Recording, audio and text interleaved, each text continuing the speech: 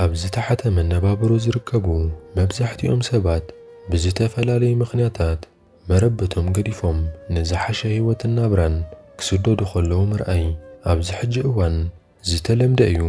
እዞም 14 ስደተኛታት እውን ብዝተፈላለዩ ምኽንያታት ካብ ዓዶም ወፂኦም ብናይ ሜክሲኮ ዶብ ናብ ኣሜሪካ ንምእታው በቲ ጭው ዝበለ በረኻ ዋላ ሓደ ገረብ ዘይረኣየሉ ጭው ዝበለ ምድረ በዳ ጉዕዞኦም ይጅምሩ። ግን ከኣ ንሳቶም ዘይሓሰብዎ ሓደ ዓብዪ ሽግር ይገጥሞም። ሰላም ከመይ ትቕንዩ? ንሎሚ ድማ ኣብ ሓቃዊ ታሪኽ ተደረኸት ናይ ስደት ፊልም ሒዝናልኩም ቀሪብና ኣለና። ሓደሽቲ እንተኾንኩም ሳብስክራይብ ብምግባር ነታ ናይ ደወል ምልክት ተንክፍዋ። ነዛ ፊልም ድማ ከም ትፈትዋ ስለ ዘይንጠራጠር ላይክ ጌርኩም ጀምርዋ። ሰናይ ምክትታል። ታሪኽና ዝጅምር 14 ስደተኛታት ሒዛ ትጓዓዝ ዘላ መኪና እንዳረኣየና እዩ። ንዝሓሸ ህይወትን ናብራን ኢሎም እውን ናይ ኣሜሪካ ዶብ ንምስጋር ትጓዓዙ ዘለዉ ስደተኛታት እዮም። ካብ መንጎ እዞም ስደተኛታት እውን ሞይስ ዝበሃል ወዲ ንላለ ኣብ ኢዱ ባምቡላ ሒዙ ንሪኦ። እዛ ባምቡላ እውን ዝተፈላለዩ ድምፂ ተውፅእ ኣላ። ሞይስ ነዚ ድምፂ ከመይ ገይሩ ከጥፍኦ ከም ዘለዎ ዋላ ሓደ ዝፈልጦ ነገር የለን። ካብቶም ኣብ ጥቑኡ ዘለዉ ሰባት ሓደ ድማ ነታ ሞይስ ሒዝዋ ዘሎ ባምቡላ ኣብ ከብዳ ጠዊቑ ንኸጥፍኣ ይነግሮ። ሽዑ እውን እታ ባምቡላ ድምፂ ምውፃኣ ተቋርፅ። ብዘሕዝን ኩነታት ግን ኣብዚ ጭው ዝበለ በረኻ ዋላ ሓደ ገረብ ዘይትርኤሉ እታ ዝጓዓዙላ ዝነበሩ መኪና ኣብ መንጎ ትበላሾ። እቲ ኣውቲስታ ናይታ መኪና እውን ካብታ መኪና ይወርድ እሞ ኩነታት ናይታ መኪና ድሕሪ ምርኣዩ ካብ መንጎቶም ስደተኛታት መኪና ምዕራይ ዝኽእል እንተሎ ይሓቶም። ሞይስ ድማ ኢደውፃ ኣቢሉ ኣነ መካኒኬ ሞያይ እውን መኪና ምዕራይ ነይሩ ይብሎም። ሽዑ ካብታ መኪና ወሪዱ ነታ መኪና ክፍትሻ ይጅምር። ግን ከኣ ናይዛ መኪና ሞተር ተበላሹ ካብ ጥቕሚ ወፃኢ ኮይኑ እዩ ነይሩ።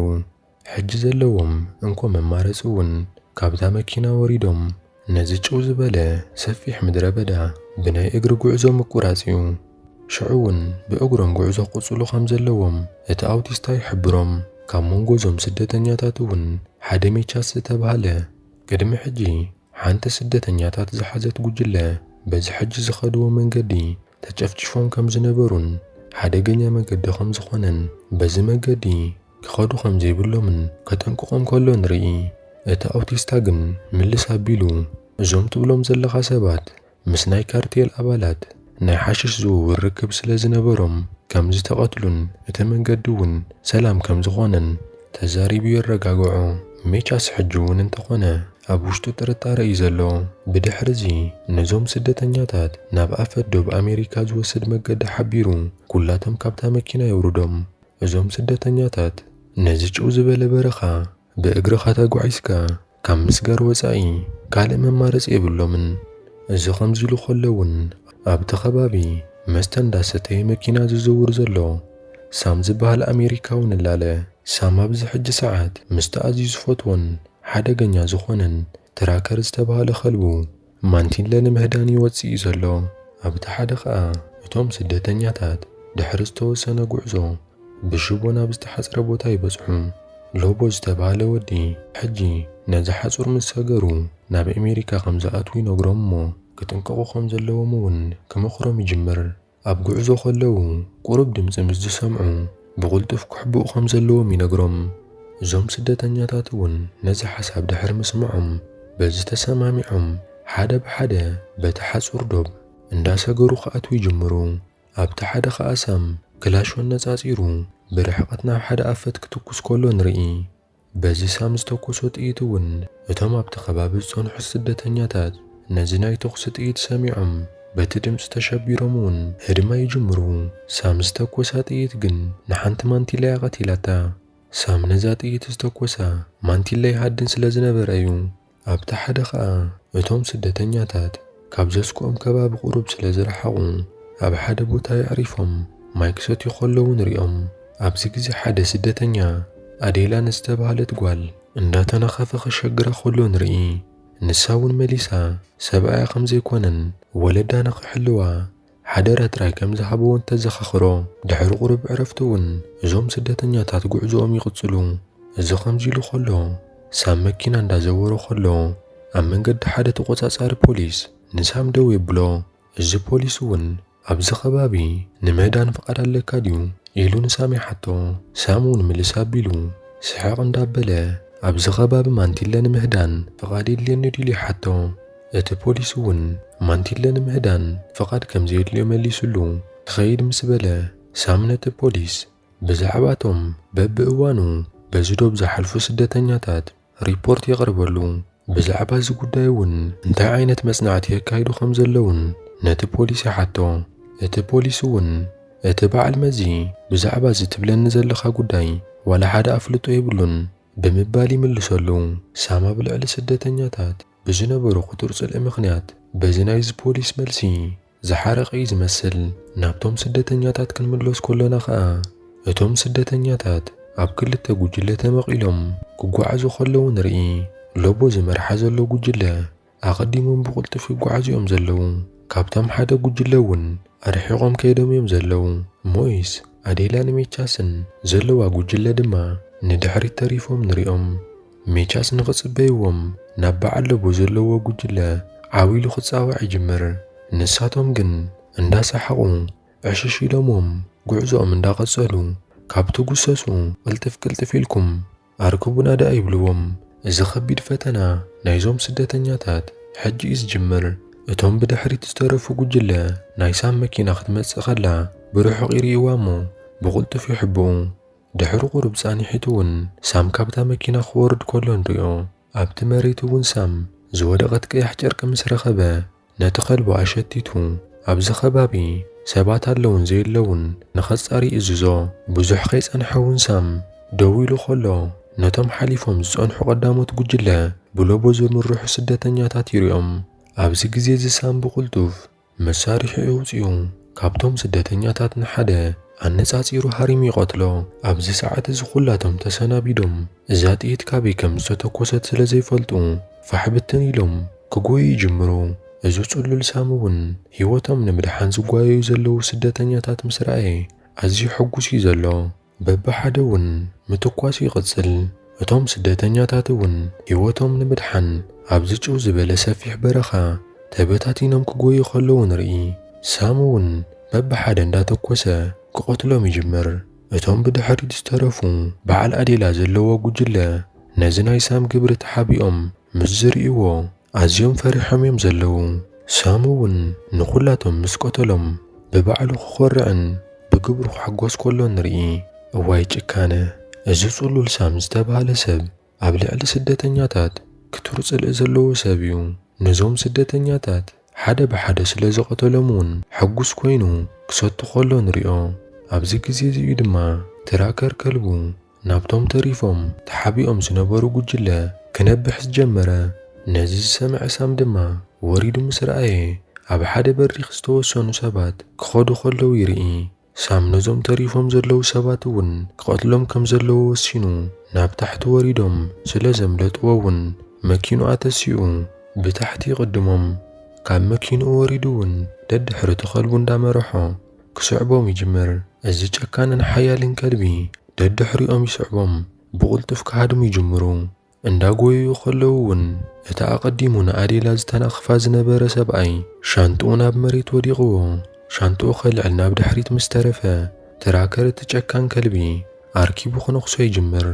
ኣዴላ ነዚ ምስ ረኣየት እውን ነቲ ሰብኣይ ክትሕግዞ ኢላ ናብ ድሕሪት ክትምለስ ክትብል ሞይስ ይሕዛ እሞ ሕጂ ክንበጽሓሎ ይንኽእል ኢና ኢሉ ይመልሳ። ብድሕሪ እዚ ትራከር እቲ ጨካን ከልቢ ነቶም ዝተረፉ 4 ስደተኛታት ክጎዮም ይጅምር። እቶም ስደተኛታት እውን ናብ ሓደ በሪኽ ብጉያ ይወፁ። እቲ ኸልቢ እውን ክጎዮም ጸኒሑ ግን ናብቲ ዘለዎ ቦታ ክወፅእ ይጸግሞ። እዚ ርጉም ከልቢ ግን ብኻልእ መገዲ ገይሩ ሕጂ እውን ከሳግጎም ይጅምር። ሳም እውን በቲ ሓደ ሸነኽ ኮይኑ ኣብ ሓደ በሪኽ ደይቡ ክሪኦም ከሎ ንርኢ። እዞም ዝተረፉ ሰባት እውን ድሕሪ ዝተወሰነ ህድማ ኣብ ሓደ ጫፍ ጸድፊ ይበጽሑ። ካብዚ ዝስዕቦም ዘሎ ጨካን ከልቢ ብህይወት ክተርፉ እንተኾይኖም ካብቲ ሓደ በሪኽ ናብቲ ሓደ በሪኽ ክዘሉ ኣለዎም። ካልእ መማረፂ እውን የብሎምን። ሞይስ ኣዴላን ሜቻስን ሰለስቲኦም በብሓደ ናብቲ ሓደ በሪኽ ይዘሉ። እቲ ራብዓዮም ሰብ ግን ፈሪሑ ክዘልል ኣይከኣለን። ከም ናቶም ገይሩ ክዘልል እውን ትብዓት ዝሓጾረ ይመስል። اتشاكان كلبي بدحريو كم زمس أمس رأيقن درار الزخلب كم مخان بزلو عقمو يزلل ويعدل مولو أيزللن أبتجاف سدفون يترف أبزي جزي زون أبناي سام علامة يأتو سامون أنس أصيرو توكسو هاريمي قتلو اتغسحبوز أنحمو يسون نغرب كامناي سامتي تريفو مستوم سترفو قلتا سدتنياتات يملت بدحر زسام بين جيروم كم زخودون مفلات نتناي تخبا بكارتا زملكت كفتش يجمر كتسيلون نتراكر بچانا خمس صعبو ميقبر اتخلبو تراكرون بقويا كدالي ميجمر سامون نام مكينو آتيو كزورا يجمر سام كديمو ومحليفو مكينو تتوابيلو أمسر أيوو اتوم سترفو زدتنياتات أبزلو يحبو سامون كابتا مكينو وريدو نتخبا بخفتشو يجمر أبزي جزي زون تراكر تخلبو كابرو حقري وامكنبح يجمر كابتم 14 سدتنياتات ازوم سترفو 3 سدتنياتاتون هيوتم نمتراف بتخرن دايبوم كاملتو يجمرو سامون تخلبو بزي مكوراز ينبح سلازنبرا دمسو سميعو نابتبو تايبسح سام حجي بتزدايبو وغيرو كسعبو ميجمر كابتم 3 دحيرو زقو عزنبرا نميچاس سامار كيبي تكسلو ميچاسون بز تخسيس أدف حجي كافتم 14 سدتنياتات بزحزون كونتات كلتا سبات يوم تريفهم زلو مويسن أديلان كلتي أمون هيوتهم نمتراف أب حدا خوحة تساقيعهم كابزيج أكان سبن كلبن تحابيهم يوم زلو هاندبت جن اتاناي مويس بامبولا دمس خطوس تجمر مويسون بقلت فيتفا جنك أبزحزون كونتات سامن تراكر كلبون نزدم سامعهم يمنيرم بزون سام أرحقهم كم زي كدون أبقربهم تحابيهم كم زلون يفلت جنكا أتدس بلكا نجر سام تداخيم ينيرو يمسون سلازنبرا نجزيو سام قديفوهم صباح حدا ناقصل قديفوهم يخيد أقام شاتون عديلان مويسن كفيلهم قعدوا لخلون ريهم مويسون محزخ بمماتو عزي إذا حزني بلا أديلاون ناينو حجزي ليلا خمزي بلوم مليسات نقرو كتسلاب بلاون نسانا يسكردو بمدب كم زينبران جنكا اتزنبرتو كتما نعاو حسنت سلا زينبرو ولدنا بأمريكا ختسجر كم سددوات نقرو مويسون كتسيلو ناتو تاريخ كعدلا يجمر مويس حدا اوان مسابيتون دكون بزي حقاو مقدي أب أمريكا ينبر كم زنبرن حدا اوان جن مكينة اندازورو خلو نايتا مكينة حانت ناي كريمت مبرهتي تسرح سلا زينبرت بوليس دو يبلو بزي مخنيات كا تقاطعونا بيت مأسرتي أتو حقاو منبر فقد سلا زينبرون بزي مخنيات نابعدو تتأريزو كملس كم زخا علي نقرا نزابان بولاون قوالو خمزهابتون نقالون حدا معالت تمليسو ناب أمريكا خمزة أتو قالأتي الله خمز نبرن مسقوالو نمر رخابون زخوان يخون عينت سقمت نموساد فقادن خمز خواني نقرا نسبحيتو نقوه أديلا خاب دكاسات السيئة اندات زاورت كلا نساما مكينو بروح اقتريقو شعون نمويس كترخبو زيرا ختم اللس كلا أمن قد حدا قنيا تمني قاتما أديلا وناي حمقتن نتتمن أبزلاتو خينا كيتن كساقست بتبب عمليتاتو نمويس تبتسح نمويس مسرخبتون نايسام مكينا نخسركوا حساب تقربلو كميجيرون كمسركواون مدبات نقرو مويس جن بزز حسب حساب تجنيق يزلو فلما قلنا تخلبي كاليو خمزلو مي نقرا نزي خلبون حد حساب كم حسبتلن نزن مفسامون اتاناتو بامبولا تراي كم تدلات نقرو أبتا حدا دما تراكر تخلبي عمريت دكيسو سام دما نبرتو خعر خلو نرئي هاندبت قن تخلبي كابدكاسو تسيئو ناب حدا أفت كقوي يجمر سامو نتوم زدرفو كل تسدتنياتات أبتا خبابي خلو يخول يوميلو سلازة حسبا مسارح وحجي سعبو نابتج أفكار نمسبت حقن اتخلبي نابتا دمز تسمع زنبرت بامبولا مريحي نسام زوسدو اتا بامبولاون باتمان تخبي بآنيرا أبزي جزي زون سام ناب تحت مسرعي بعال أديلا خقو يرئيوم كتكو سولو ميجمر جنكا نحادي أموني حرمو من نابتا مكينا بزي حمون كخفتوا قفتو نخلو نرئيوم ሞይስ ብሓፂን ገይሩ ነቲ ማዕጾ ምስ ከፈቶ እቲ ኸልቢ ድሮ በፂሑ ክነኽሶም ይፍትን። ብቕልጡፍ እውን ናፍታ መኪና ኣትዮም ነቲ ማዕጾ ይዓጺዎ። ሞይስ እውን ብቕልጡፍ ነታ መኪና የተስኣ እሞ ካብቲ ቦታ የምልጡ። ሞይስን ኣዴላን ካብዚ ጨካን ኣሜሪካዊ ሳምን ከልቡን ብህይወት ተሪፎም ብምምላጦም ክሕጐሱ ኸለዉ ንሪኦም። ግን ከዓ ሓጐሶም ብዙሕ ኣይጸንሐን። ሓንቲ ሳም ዝተኰሳ ጥይት ንኣዴላ ኣብ መንኰባ ተሃርማ።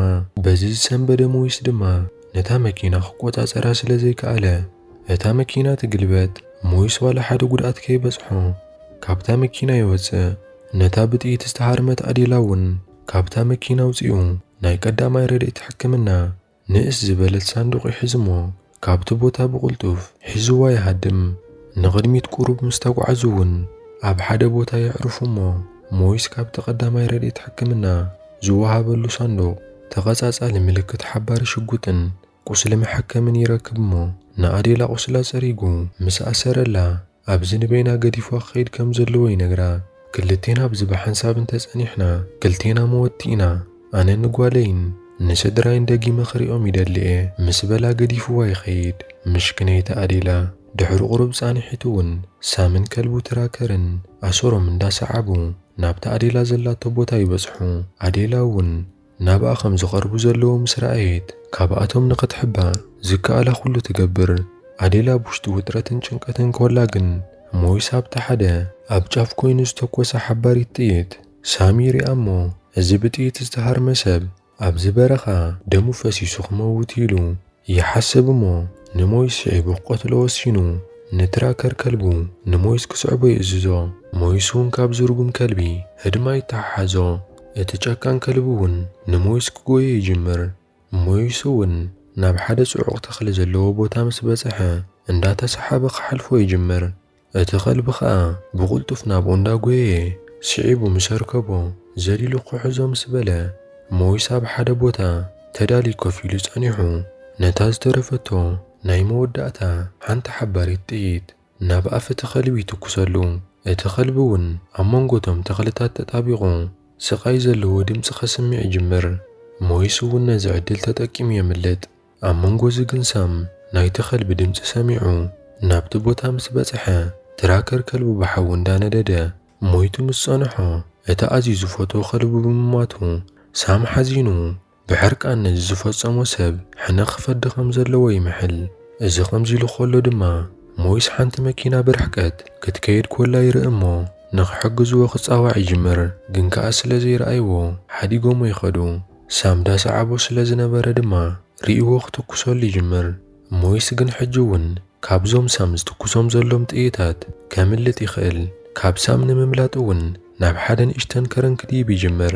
ሳም እውን ደድሕሪኡ እንዳሰዓበ ከሳጉጎ ይቕጽል። ኣብዚ ግዜ እዚ ሞይስ ናብቲ ከረን ምስ ደየበ ኣብ ሓንቲ ንእሽተን በዓቲ ትመስል ቦታ ይሕባእ። ሳም እውን ድሕሪ ነዊሕ ኣለሻ ንሞይስ ምስ ሰኣኖ ኣብ ሓደ ጫፍ ጸድፊ ደው ይብል። ሳም መራ ተዳኺሙ እዩ ዘሎ። ሞይስ እውን እንተኾነ ብድሕሪኡ ተሓቢኡ እዩ ዘሎ። ሞይስ ኣብዚ ሕጂ ሰዓት ንሳም ንምጥቃዕ ዘላቶ ዕንኩ ዕድል እዚኣ ጥራይ ምዃና ይርዳእ።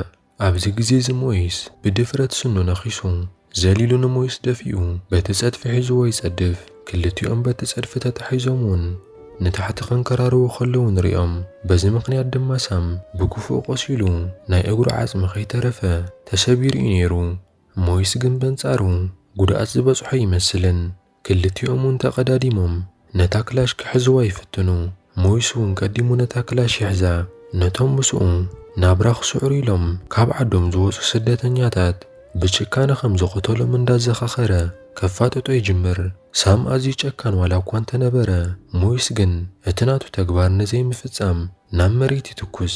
ሳም ብኽፉእ እግሩ ተሰይሩ ስለ ዝነበረ ኣብዚ ጭው ዝበለ በረኻ ረዳእ ዘይብሉ ንኽመውት ንበይኑ ገዲፍዎ ይኸይድ። ብድሕሪ እዚ ሞይስ ቀጺሉ ናብታ ብጥይት ተሃሪማ ገዲፍዋ ዝኸደ ኣዴላ ይኸይድ። ነታ ብስምባደ ተዋሒጣ ዘላ ኣዴላ እውን ተስፋ ክትቈርጽ ከም ዘይብላ ሞይስ ይዛረባ እሞ ኣብ ዝባኑ ሓዚልዋ ጉዕዞኦም ይቕጽሉ።